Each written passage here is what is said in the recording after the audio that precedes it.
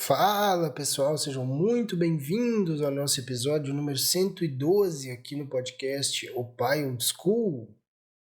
Meu nome é Rafael Henriques e hoje a gente vai falar sobre quais são os 5 principais arrependimentos, ou os arrependimentos mais comuns que as pessoas têm no seu leito de morte. Aqueles arrependimentos que a pessoa tem quando realmente ela percebe que as cortinas estão se fechando, né? Que é quando realmente se olha para a vida com o maior nível de honestidade possível, porque afinal de contas não tem mais sentido em ficar mentindo nem para si mesmo, nem para ninguém, né? Você já percebeu que a coisa está se terminando, né? O livro da sua vida está se fechando. Esse tema veio para mim por conta de uma matéria que eu vi esses dias sobre o livro, né, de uma enfermeira que trabalhou com cuidados paliativos, né, durante muito tempo. Cuidados paliativos são pessoas que são realmente para, né, assistir pessoas com doenças incuráveis e tal. Então você vai dando ali um paliativo aqui, outro ali, mas você sabe que as pessoas vão acabar falecendo, né? É uma enfermeira australiana chamada Bronnie Ware. Enfim, Bronnie, Bronnie Ware. Eu não sei exatamente como é a pronúncia australiana para isso. O pessoal na Austrália tem um sotaque muito, muito, muito diferente do inglês normal que a gente está acostumado, né? Então eu não sei exatamente, mas você consegue ver pegando pelo título da matéria, né? Enfermeira compartilha os 5 maiores arrependimentos das pessoas no final da vida. Eu vou deixar até na descrição esse link dessa matéria, se você se interessar. Ela escreveu um livro, né, na verdade. Um livro que virou best-seller e se chama Antes de Partir. E aí foi traduzido para mais de 30 idiomas e tal. Então é um livro muito interessante. Eu já tinha ouvido falar desse livro há um tempo atrás, se não me engano, o Olavo de Carvalho tem um vídeo dele que viralizou e tal, né, desses conteúdos soltos, né, que tem do Olavo por aí. Ele comenta sobre esse caso, né, dessa enfermeira e sobre esse caso dessas pessoas, né, e dos arrependimentos no final da vida e tal. E eu quis trazer isso aqui porque eu acho que isso tem muito a ver com o assunto, né, que eu tô trazendo agora, não só lá pro Instagram, mas aqui pro podcast também, que é a crise da meia-idade, né? Eu tô já organizando um evento já faz um tempo, faz muito tempo que eu tô trabalhando nisso. E tá ficando muito legal, muito bem feito, muito caprichado. E eu gostaria de oficialmente convidar, né, todo mundo que me ouve aqui para esse evento chamado Dominando a Meia-Idade. Né, ele vai ser todas as quintas-feiras de junho, ou seja, dia 6 de junho, dia 13 de junho, dia 20 de junho e 27 de junho. Vão ser 4 aulas especificamente falando sobre crise da meia-idade e como a gente dominar essa crise, né?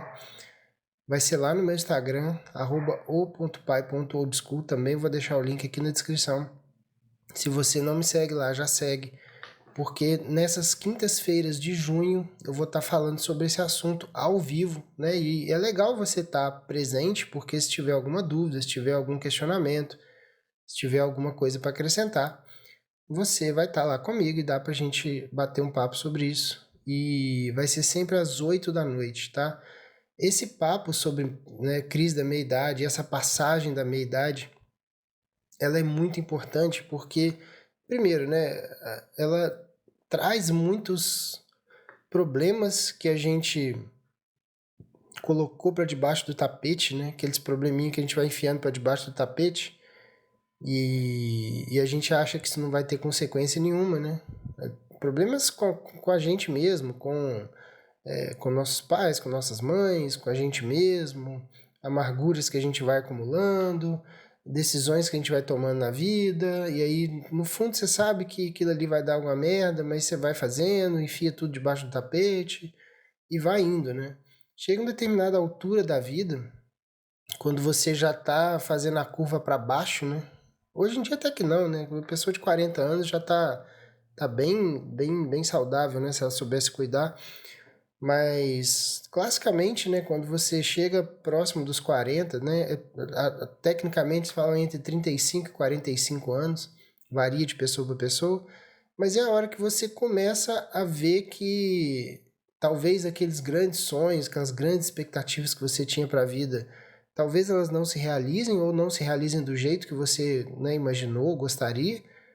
E aí você já começa a entender que a morte ela já não é mais uma coisa distante e abstrata e longínqua como você imaginava, né?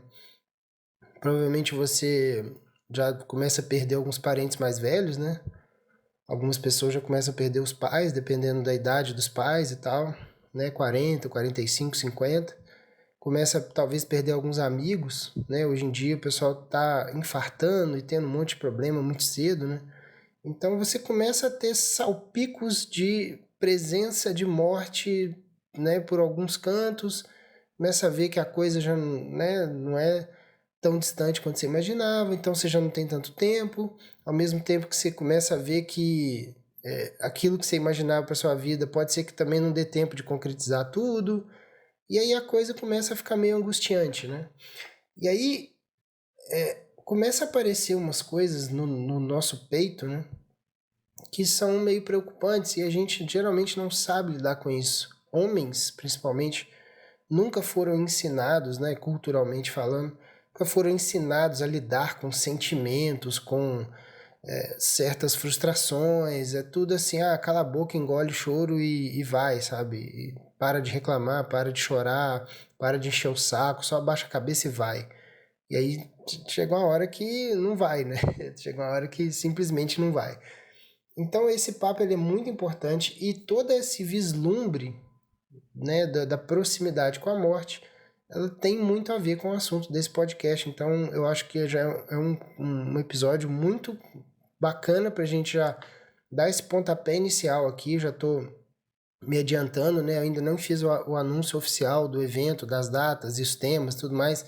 Ainda não fiz lá no Instagram, então vocês estão recebendo isso em primeira mão, né? As pessoas que me seguem aqui no podcast. Então, uma forma também de eu, né, dar um jeito de privilegiar vocês que estão aqui, né? Estão me ouvindo aqui, sei lá, 40 minutos, 50 minutos por semana. E é um tipo de atenção que praticamente não se tem no Instagram, né? Então, muito obrigado a todo mundo. Vamos então começar a falar sobre esses episódios aqui, porque boa parte dos motivos que essa enfermeira falou, elas me parecem ser parte de uma vida que não deu certo a transição da meia-idade. Me parece ser questionamentos de pessoas que tiveram uma virada da meia-idade ruim. E aí chegaram no final da vida com esse tipo de arrependimento. Eu vou comentar cada um deles e eu vou fazer alguns comentários em relação ao evento também. O evento ao vivo, né? O Dominando a Meia-Idade, que tem muitas coisas aqui que são citadas que a gente vai falar lá e a gente vai, né, até resolver lá no próprio evento ao vivo, com tarefas práticas, inclusive. Eu não quero que você simplesmente apareça lá e fique ouvindo e ouvindo e ouvindo e pronto. Eu vou ter algumas reflexões importantes para te passar sobre essa questão da meia-idade, mas todas as lives, todas as 4 lives terão atividades para você fazer depois. Então, vai ter uma parte prática muito importante e eu acho que vai te ajudar bastante a exorcizar alguns demônios, talvez, né? Então, vamos lá, vamos na ordem aqui e já começando aqui pelo primeiro, eu vou ler igualzinho tá na matéria, tá? E aí eu vou fazendo os comentários que eu acho que fica mais organizado, fica mais bacana. O primeiro problema que ela viu, né, muito importante é que as pessoas, abre aspas, né? A pessoa falando, gostaria de ter tido coragem de viver uma vida fiel a mim mesmo e não a vida que os outros esperavam de mim. Segundo conta a enfermeira, esse foi o arrependimento mais frequente. Abre aspas para ela falando. Quando as pessoas percebem que a sua vida está quase no fim e olham para trás com clareza, é fácil ver quantos sonhos não foram realizados. A maioria das pessoas não honrou não honrou nem metade dos seus sonhos e teve que morrer sabendo que isso se devia às escolhas que fizeram ou não. Então, uma parte central, né, desse evento que eu vou trazer para vocês, de todas essas reflexões e essas atividades práticas que a gente vai fazer, parte central disso daí é exatamente isso, a gente ter a coragem de viver em primeira pessoa, a gente viver uma vida que é nossa. Isso parece meio idiota falar isso, mas a verdade é que 99% das pessoas não faz isso. 99% das pessoas estão completamente perdidas. Por que elas estão perdidas? Porque elas não desenvolveram um tipo de peso, um tipo de personalidade que dá suporte para as decisões que ela precisa tomar. Então, o que acontece é quando a pessoa tem uma personalidade muito levinha, muito sem peso, muito frágil, o que acontece é que ela vai ficar olhando sempre para o lado ou tentar olhar para as pessoas que vieram antes dela, os pais e os tios, enfim, pessoas da família, ou as pessoas muito próximas ali da cidade dela, cidade pequena tem muito disso, né? Tudo, as coisas vêm em ondas, né? As pessoas vêm fazendo tudo meio que ao mesmo tempo, assim, tudo que está na moda chega muito rápido e todo mundo está fazendo. Por quê? A referência daquela pessoa está ali do lado, né? Então você olha para o lado, você vê a pessoa fazendo uma coisa, você vai lá e faz. Quando você não tem um tipo de personalidade que consegue sustentar decisões importantes e que você toma essas decisões em primeira pessoa, o que acontece é isso, você vive uma vida que é baseada no que os outros esperam de você ou no que os outros dizem para você fazer. E aí, é engraçado isso ser o mais frequente, né? Porque a gente, em tese, a gente imagina que seres humanos são seres inteligentes, racionais, né? Na verdade, a gente vê que é o contrário, né?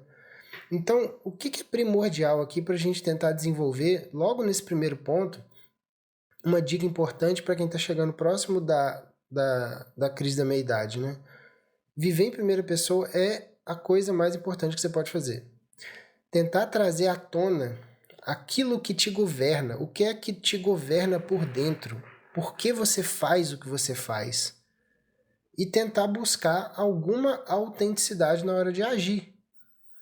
Será que o que eu estou fazendo, será que as decisões que eu estou tomando são porque eu quero mesmo?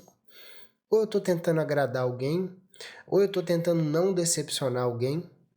Ou eu estou tentando copiar alguém de forma idiota, assim, coisa que não faz o menor sentido? Uma coisa é ser fala assim, eu sou jogador de futebol, né? Eu quero jogar futebol profissionalmente e eu vou copiar o Cristiano Ronaldo. Beleza, você tá certíssimo. Eu vou ser ator, né? Eu quero ser ator e tal, e vou copiar, sei lá, o Tom Cruise, ou sei lá qual ator foda que você admira. Maravilha. Eu acho que o caminho seria esse mesmo, natural. Você olha para o maior padrão que você puder ter né, naquele nicho ali, naquela decisão que você quer tomar, e você tenta copiar aquilo. Aí nos Estados Unidos eles têm até uma expressão, né? Fake it till you make it, né? Você finge que é a outra pessoa, copia tudo que ela faz, tudo, tenta modelar toda a vida dela, todas as formas de pensar dela, tudo que ela faz e tal. Você finge isso até que você consegue virar aquilo, né? Fake it till you make it. E beleza. Agora, quando você simplesmente decide que você precisa trocar de carro porque o seu vizinho trocou de carro, aí não, irmão. Aí realmente tá, aí fica complicado, entendeu? Porque imagina, você troca de carro porque o vizinho trocou. E aí você vai gastar um dinheiro para isso, você vai talvez fazer parcela, fazendo não sei o quê, e aí daqui a pouco tem um outro vizinho que comprou um cortador de grama fodão. E aí tá lá na frente da casa dele cortando a grama com um negócio lá que tá até brilhando e tal. Fala, porra, o vizinho comprou um negócio, eu tenho que comprar também e tal. Aí você compra um outro negócio. E aí tem a sua esposa também, né? A sua esposa também foi assim, ela descobre que a esposa do seu amigo fulano de tal comprou uma bolsa e comprou não sei o quê. E assim vai, né? Eu lembro que tinha uma época que tava todo mundo muito alvoroçado para viajar para Maragogi, né? Maragogi, se não me engano, é Alagoas, né? É por ali. Se não for Alagoas, é perto. E tem uns destinos, assim, que viram um tipo de febre, né? Vai todo mundo pra lá. Aí, porra, todo mundo pra Maragogi. Maragogi, todo mundo pra Maragogi, pá, todo mundo. Aí de repente acabou. Agora ninguém fala mais nada de Maragogi. Saiu de moda, né? Maragogi é tipo. Tem Noronha, né? Que é dos globais lá, dos caras muito ricos que vai pra Noronha. E aí Maragogi é tipo dos classe média pra baixo, né? E aí virou isso, né? Daqui a pouco muda, né? Tem época, né? Ah, não. Teve a época que os artistas, empresários famosos, mundialmente famosos, eram Maldivas, né? Aí todo mês os caras iam pra Maldivas e tal. E aí você ficava vendo aquilo ali. E aí até que um deles falou, eu lembro quando a Lara Nesteruk comentou, né? Puta, eu fui pra Maldivas, mas é uma bosta aquele lugar. Que é uma merda, não tem estrutura de nada, você caga no chão, com as fotos que o pessoal tira e tal. Porra, daquilo é bonito e tal, mas cara, é uma merda. É ridículo aquela, nunca mais eu volto naquela merda. E aí pronto, ninguém nunca mais falou de Maldivas também, né? Porque aí já jogaram a merda no ventilador, os caras ficam meio que fingindo que é bom até que alguém decide falar a verdade, né? E isso acontece no nível de nós, né? Pobres mortais aqui na nossa cidadezinha pequena também. Então tem essas modinhas que a gente vai. E se você não se atentar para isso, quando você percebeu, a sua vida tá toda tomada por isso, né? Então, tomar muito cuidado para viver a vida em primeira pessoa, porque esse é, pelo jeito, o arrependimento mais importante e mais frequente que essa enfermeira viu e você pode estar caindo nisso de gaiato, né, sem perceber. Segundo ponto, gostaria de não ter trabalhado tanto. Aí a matéria fala, né? O arrependimento ligado ao excesso de trabalho durante a vida também foi frequente, especialmente entre homens, afirma a escritora australiana. Aí abre aspas para a enfermeira. Isso veio de todos os pacientes do sexo masculino que eu cuidei. Atenção para a palavra todos, né? Literalmente todos. Continuando. Sentiam falta da juventude dos filhos e do companheirismo da parceira. Todos os homens de quem cuidei lamentaram profundamente ter passado grande parte das suas vidas na rotina de uma existência profissional. E aqui, cara, eu queria ser bem honesto, assim, eu queria até que ela tivesse. Deve ter isso no livro, né? Mas na matéria não tinha. Que ela comentasse que tipo de faixa salarial, né, eram as pessoas que ela atendia. Porque se for uma pessoa, né, imagina, uma pessoa que é muito rica, pessoa muito bem sucedida e tal, e que não precisa trabalhar tanto, mas continua trabalhando tanto por conta de, sei lá, uma ganância qualquer, ou porque, sei lá, quer mais dinheiro, porque quer. A pessoa tem, sei lá, um helicóptero, quer dois. E aí tem uma casa e quer outra casa na praia, não sei o quê. Aí, tá, aí beleza, cara. Eu entendo essa pessoa se sentir culpada porque ela trabalhou muito e não esteve tanto com a família. Porque realmente é um negócio meio desprezível mesmo, né? O cara realmente não precisar e ficar longe da família pelo simples prazer de trabalhar para ter um número a mais que não vai fazer a menor diferença no final das contas, né? Eu entendo isso. Agora, para nós, cara, pessoas normais, é comum a gente perder várias datas importantes, né, com a nossa família, mas porque a gente precisa, cara. Não tem outra opção. A vida inteira eu trabalhei como farmacêutico, eu trabalhava sábado, domingo, feriado. Ah, não, vou. Aniversário da minha mãe, eu vou trabalhar não, porque não sei o quê. Não vai trabalhar o quê, cara? Vai trabalhar, é domingo, mas e aí? Foda-se. Não tem o que fazer, é o meu trabalho. Né? Hoje em dia eu não trabalho mais assim, nesse tipo de rotina, mas a minha esposa tá assim até hoje. Ela é farmacêutica também, ela é gerente de uma rede grande de farmácia. E trabalha fim de semana e não vê os filhos domingo, às vezes e tal, né? Ah, precisa, cara, fazer o quê? Né? Eu acho que essas duas realidades, elas são bem diferentes, assim, e as pessoas deviam se sentir menos culpadas se elas trabalharam porque realmente precisavam, né? E assim, é normal você se dedicar mais em determinadas épocas, né? Ao trabalho, assim, você tá numa fase de querer ser promovido, por exemplo. ou você abriu um negócio novo, ou você tem um negócio já tem um tempo, mas quer expandir, tá precisando, sei lá, expandir, abrir filial, abrir franquia, abrir alguma coisa. Então vai ter momentos, cara, que o trabalho ele vai tomar conta mesmo. Normal, isso, né? Quem é o que tipo de idiota tem muito esse imaginário de sessão da tarde, né? Sessão da tarde tinha uns filmes assim, né? Que o pai trabalhava muito, aí o filho lá ficava chateado porque não via o pai, não sei o quê, blá blá blá blá blá. Aí acontecia no filme, no final o pai pedia demissão e, sei lá, vira mendigo e aí viveram felizes para sempre, entendeu? Eu não sei, cara, eu honestamente eu não sei, eu acho que são situações. Pessoalmente, eu não ficaria me sentindo culpado de ter trabalhado por necessidade, né? E perdido algumas coisas e tal. Mas aí vai de cada um também, né? Vai saber. O fato dela ter falado que todos os homens, todos os pacientes do sexo masculino que ela cuidou se arrependeram de ter trabalhado muito. Eu não sei se às vezes esses caras tinham tantas opções assim também, né? Então, fica aí o disclaimer. Próximo, terceiro, né? Gostaria de ter tido coragem de expressar meus sentimentos. Abre aspas. Muitas pessoas reprimiram seus sentimentos para manter a paz com os outros. Como resultado, eles se contentaram com uma existência medíocre e nunca se tornaram quem realmente eram capazes de se tornar. Muitos desenvolveram doenças relacionadas à amargura e ao ressentimento, que carregavam como resultado. Bom, aí a gente precisa parar para pensar, realmente é terrível isso daí mesmo, e a gente precisa parar para pensar quais são as convicções que eu tenho, quais são os valores que eu tenho e por que caralhos você teria medo de expor esses valores e essas convicções, né? Então, assim, muitas pessoas reprimiram seus sentimentos para manter a paz com os outros. Quem são esses outros?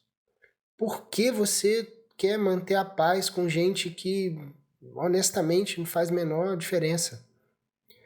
Quem você está tentando agradar e por quê? Qual é o seu grande medo de desagradar uma pessoa? De desagradar alguém aleatório, né, na sua vida? É claro, né? Se a gente está falando aqui de pai e mãe, você está falando de esposa, marido, filhos, é claro que você vai, né, reprimir algumas coisas para não chatear a pessoa, para não precisar ficar entrando em conflito o tempo todo, principalmente depois de mais velho, né? Em relação a coisas do dia a dia, convicções e tal, mas, pô, isso aí faz parte, né? Você quer conviver bem com você ama a pessoa tem, sei lá, convicções diferentes, valores diferentes. Você senta na mesa para conversar com a pessoa, você não vai quebrar o pau com ela por conta de bobeira, né? Então você fica quieto, a pessoa também, meio que implicitamente, também sabe que não é para ficar, tipo, cutucando, você não cutuca ela, pronto, beleza. Mas eu tenho a impressão que não é disso que esse item fala. Porque fala de questão de manter a paz com os outros, né? Me parece ser aquelas pessoas que fazem questão de ser muito bem vistas, né? Elas são aquelas pessoas que têm um apego muito grande a uma autoimagem, né? Uma autoimagem que ela criou na cabeça dela de que ela precisa ser boazinha e que os outros precisam vê-la como boazinha ou vê-lo como bonzinho, né? Então, me parece ser esse tipo de coisa. Beleza, se for esse tipo de coisa, é hora de, né, marretar isso o mais rápido possível. Porque se você estiver querendo cultuar uma imagem que você criou na sua cabeça de que você é bonzinho e que você não pode estragar essa imagem publicamente, exibindo suas convicções e os seus valores, porque senão as pessoas vão se escandalizar e tal. Cara, é muito difícil você escapar desse arrependimento aqui. Agora, se a gente tá falando aqui de, porra, você tem uma opinião política, né? Sei lá, você vota no cara A e a sua mãe vota no cara B. E aí você vai sentar na mesa com ela no Natal e ficar batendo boca com a sua mãe sobre voto no fulano ou no ciclano. Aí, porra, aí também você tem que apanhar até o feijão baixar de preço, né? Aí você cala a sua boca, fica quieto e, né, e fica na sua, aproveita, curte a sua mãe, dá um abraço nela, curte o Natal e não fica expondo os seus sentimentos sobre isso. Agora, tirando essas coisas muito específicas, né, de família e coisas de, né, que vai te levar a um estresse com pessoas que você ama, eu acho que se você tem esse problema de querer manter a paz com os outros, porque não sei o que, cara, dá uma repensada nisso com calma, porque, né, o leito de morte pode ser bem desconfortável para você se esse tipo de coisa é prioritário, se é prioritário na sua vida, né? Então, quarto ponto. Gostaria de ter mantido contato com meus amigos.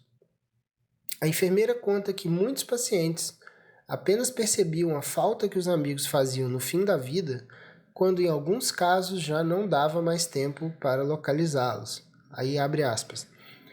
Muitos ficaram tão envolvidos com as suas próprias vidas que deixaram amizades de ouro escaparem ao longo dos anos. Houve muitos arrependimentos profundos por não ter dedicado às amizades o tempo e o esforço que elas mereciam. Todo mundo sente falta de seus amigos quando eles estão morrendo, afirma. E aí a amizade ela tem uma dinâmica muito específica, né? A amizade ela tem uma dinâmica diferente da sua relação com seus pais, da sua relação com a sua esposa e com a sua relação com seus filhos, né? Apesar de que alguns costumam confundir amizade, né, com a relação pai-filho. É um tipo de distorção, né? Uma espécie de aberração do nosso tempo.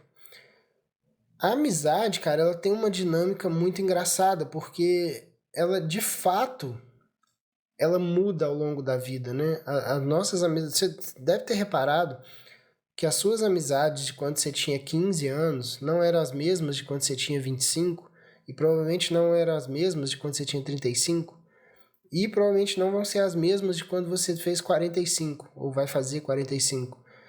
E isso é muito normal, porque conforme você vai envelhecendo, é de se esperar que você consiga desenvolver sua personalidade, de forma que você vai ficando cada vez mais você, cada vez mais específico, cada vez mais tendo um tipo de bagagem que só você tem, tendo um tipo de vivência que só você tem, tendo um conjunto de experiências e crenças e convicções que só você tem. E a ideia de envelhecer é exatamente de dar esse peso para a sua personalidade. Uma pessoa que viveu e entendeu como viveu e sabe por que viveu e consegue tirar lições daquilo que viveu, ela chega com 45 anos muito diferente de quando ela tinha 20, 25, 30. Então é normal que você decida se afastar de algumas amizades ao longo desse trajeto, porque simplesmente você mudou para um lado, a pessoa mudou para o outro. A pessoa teve as experiências dela, você teve as suas e beleza, chegou um determinado momento, vocês não tinham mais nada a ver. E aí cada um pro seu canto, não precisa ficar com raiva, não precisa brigar, não precisa parar de conversar nem nada. Mas, cara, realmente não é mais um tipo de pessoa que eu quero sentar e bater papo durante uma tarde inteira e morrer de rir e tudo. Cara, não vai acontecer. Felizmente é assim. Então, essa dinâmica ela é normal para a vida de uma pessoa madura. O que precisa acontecer, e que eu acho que é pouco falado também quando a gente fala de amizade, né? É que a mesma facilidade que você tem para abandonar algumas amizades que já não fazem sentido, ela deveria ser. Você deveria gastar energia para adquirir novas amizades depois de mais velho. Isso é um tipo de coisa que eu já estou perseguindo também, porque a nossa dinâmica aqui de mudança de cidades, né? Já contei isso algumas vezes aqui no podcast, por conta do trabalho antigo da minha esposa, o último trabalho dela, a gente estava sempre mudando de cidade. Ao ponto de que o meu mais novo vai fazer 2 anos semana que vem, né? Dia 3 de junho. Eu tô gravando isso aqui dia 26 do 5 de 2024. Dia 3 do 6 é aniversário dele, vai fazer 2 anos. E ele, com 2 anos incompletos ainda, ou seja, menos de 2 anos de idade, ele já morou em 4 cidades. Então, o que acontece é que é impossível manter um nível de proximidade com amigos desse jeito. Mas o que precisa acontecer é de agora para frente, principalmente com os meninos crescendo, agora eles estão na escolinha, tem contato com outras crianças, daqui a pouco a gente conhece outros pais. O que precisa acontecer é a gente desenvolver algumas amizades aqui agora, principalmente porque a gente já decidiu que vai ficar alguns anos por aqui, né? Então não tem por que a gente não investir nisso. Mas entende que leva um tempo, assim, não é assim, beleza, agora eu cheguei aqui, tem 3 meses que eu moro aqui, então eu vou agora sair fazendo amizades por aí. Não funciona assim, né? Demora um tempo. Então, eu acho que esse é o segredo para combater esse tipo de arrependimento, né? Você vai mantendo contato com os amigos que são seus amigos naquele momento, porque naquele momento você é uma pessoa que tem afinidade com aquelas pessoas. A partir do momento que isso for mudando, as amizades mudam. É normal, simples assim, né? E o último não sei nem se isso é exatamente um tipo de arrependimento, porque, né, é muito geral. Provavelmente no livro ela explica isso melhor, né? Mas o quinto arrependimento é: gostaria de ter me permitido ser mais feliz. Segundo a profissional, esse arrependimento é surpreendentemente comum. Ela diz que muitos percebem apenas no final da vida que permaneceram presos a velhos hábitos e padrões e que não se permitiram fazer o que de fato as deixava feliz. E aí, outro dia eu fiz uma sequência de stories sobre felicidade, né? No meu Instagram.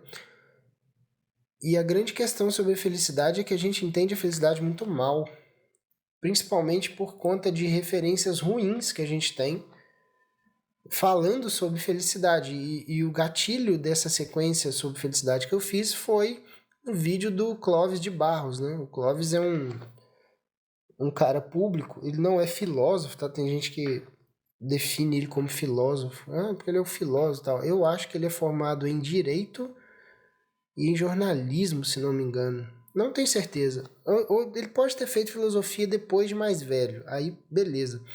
Mas há um tempo atrás, já faz muitos anos que eu acompanhava as aulas dele. Há muito tempo atrás, quando ele dava as aulas, com as aulas enormes, né, sobre alguns pontos da filosofia, umas aulas grandes, muito boas sobre Nietzsche, sobre Kant, muita coisa interessante, assim, porque a vida inteira eu acho que ele deu aulas de ética, né? E aí ele pegava a ética segundo vários pensadores. E aí tinha vários pensadores que ele entendia muito do pensamento dos caras. E ele dava aulas muito boas sobre isso. Inclusive ele tem uma didática fodida, né? Um cara que sabe formular uma frase muito bem, sabe explicar, dar exemplo, fazer analogia. Um cara realmente é uma personalidade muito, muito marcante, apesar do ponto de vista pessoal dele ser quase que o oposto do meu ponto de vista, né? Assim, enquanto pessoa que vive, né? Enquanto convicções e valores geralmente destoam muito daquilo que eu imagino, do que eu penso. Mas ele é um cara muito bom, aprendi muito com ele.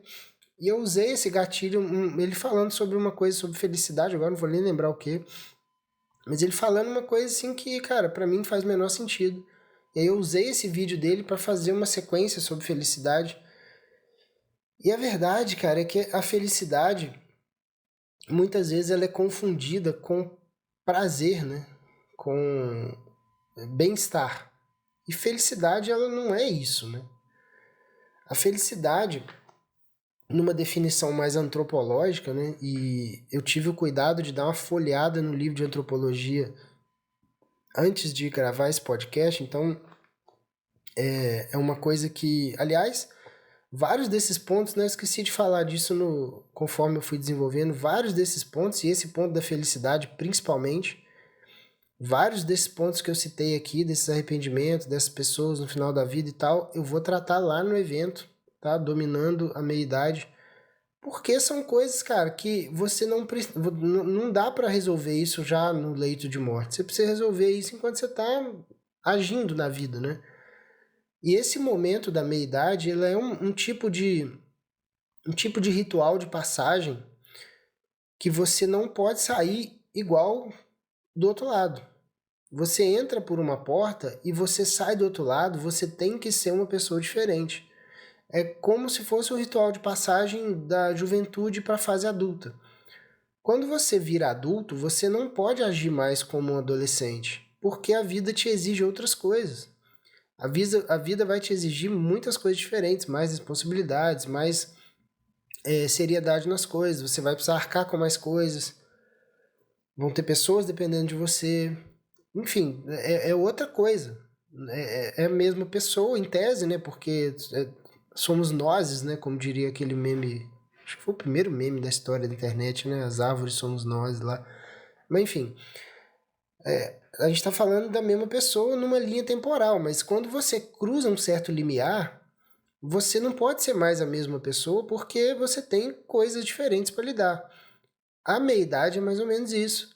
Você está virando uma esquina que não dá para você ser a mesma pessoa depois, bicho. Não dá, são outras demandas. Você precisa apontar para outras coisas agora. A felicidade, ela é parte dessa diferença. Porque quando você é jovem, você tem lá seus 30 anos, seus 25 anos, a felicidade ela pode ser uma coisa muito superficial e muito focada em prazer. Mas conforme isso vai se estendendo pela vida, você vai vendo que buscar o prazer como sinônimo de felicidade vai te deixar mais triste, vai te deixar depressivo, vai te deixar puto, muitas vezes. Porque esse tipo de prazer, de bem-estar momentâneo, ele, por definição, ele não dura. A felicidade é uma outra coisa. A felicidade ela aparece quando a sua vida tem um destinatário. E esse destinatário ela é uma outra pessoa. Ou seja, a felicidade só existe quando você aponta para uma outra pessoa. E essa outra pessoa é dono do seu destino, não porque você está preso a ela, mas porque você escolheu fazer isso. Então, aqui, por exemplo, a gente começa a citar algumas coisas, por exemplo, o índice de divórcio aumentando absurdamente na casa dos 40 anos, 50 anos. E aí os caras vão largar a esposa, né, e os filhos e a família que ele criou para ir atrás de umas piriguete com metade da idade da esposa, talvez com a mesma idade da filha, né? Às vezes o cara tem uma filha mais velha e arruma uma mulher que tem a idade da filha. O que esse cara tá fazendo? Esse cara tá tentando resgatar um tipo de felicidade que ele achou que era felicidade, mas não era. Mas ele tá achando que aquilo é uma felicidade e que depois que ele mudou para a vida adulta, essa felicidade não existe mais. Então o que ele tá fazendo é virando 180 graus e voltando para trás, tentando voltar para trás na vida dele, para um lugar onde aquilo era felicidade, né? E vai se frustrar completamente, vai destruir a vida da esposa, da família. Porque não tem como isso se sustentar ao longo do tempo, né? A pessoa vai continuar envelhecendo, a vida vai impor certas demandas para ela, ela vai ignorar e vai continuar fazendo merda. Então, esse apontamento para outra pessoa, que vai ser a base da felicidade que a gente está falando aqui, ele demanda sim sacrifício, muitas vezes ele é trabalhoso e ele é desagradável. Mas não tem outro caminho. E aqui eu tô falando de outra pessoa, pode ser para sua esposa, no caso, pode ser para seus filhos, ou se você tiver a sorte de ter uma família muito bem estruturada, muito bem tranquila, e aí por acaso aconteceu de você ter um pai doente, uma mãe doente, a felicidade vai estar em apontar para aquela pessoa enquanto ela precisar de você, enquanto você tiver energia, enquanto você puder, enquanto você tiver como fazer ser útil para aquela pessoa, né? Então isso vai ser um apontamento que vai gerar felicidade, felicidade genuína, verdadeira, um tipo de felicidade que não se esgota, que não são picos de dopamina, são picos não, são é uma consciência de que você está cumprindo o seu dever com aquela pessoa. É um tipo de satisfação, né? Então, quando você fala assim, ó, eu gostaria de ter me permitido ser mais feliz, na verdade esse arrependimento deveria ser assim, eu gostaria de ter entendido melhor o que é felicidade e conseguido ir atrás disso. Eu acho que esse seria um arrependimento melhor, né? Fiquei preso a velhos hábitos e velhos padrões que não me permitiram, de fato, fazer o que me deixava feliz. Bom, algumas pessoas vão encarar o casamento como um velho hábito, um velho padrão, e que não te permite ser feliz. E aí, se você desfaz esse casamento, desfaz essa família que você criou, né, você poderia estar dizendo, realmente, agora eu me permiti ser mais feliz. Eu fui, né, sei lá, larguei o emprego, que eu, sei lá, estava muito chateado, porque é muita pressão, muito trabalho, não sei o quê, e fui vender miçanga na praia. Beleza, cara. Nada contra, assim, mas honestamente, o que isso te dá de poder de ação em relação a algumas coisas que você vai precisar lidar na sua fase final da vida? Né, assim, beleza, você acumulou milhões aí para conseguir vender suas miçangas na praia e ser feliz com um puta plano de saúde no final da vida, porra, maneiro, beleza. Mas não é exatamente isso que as pessoas fazem, né? Quando fala assim, gostaria de ter me permitido ser mais feliz, geralmente as pessoas estão falando com o fígado, né?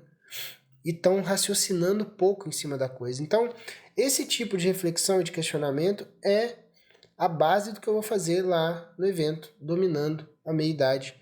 E, de novo, eu reforço o convite. Vão ser todas as quintas-feiras do mês de junho, né? Deixa eu voltar aqui que eu falo de novo, exatamente os dias, dia 6, dia 13, dia 20 e dia 27 de junho, sempre às 8 da noite, no meu Instagram, @o.pai.oldschool.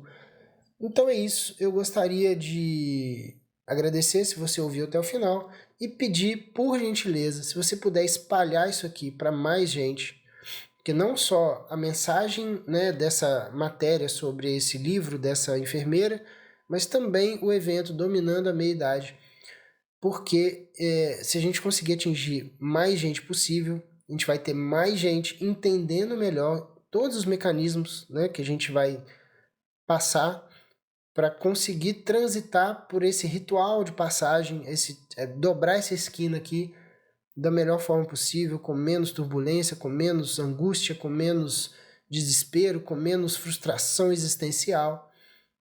Então, se você tem algum conhecido entre 30 e poucos e 40 e poucos e quase 50 anos, por favor, envie esse episódio para ele e pede para ele estar junto também no evento, porque vai ser muito importante, vai ter muita coisa.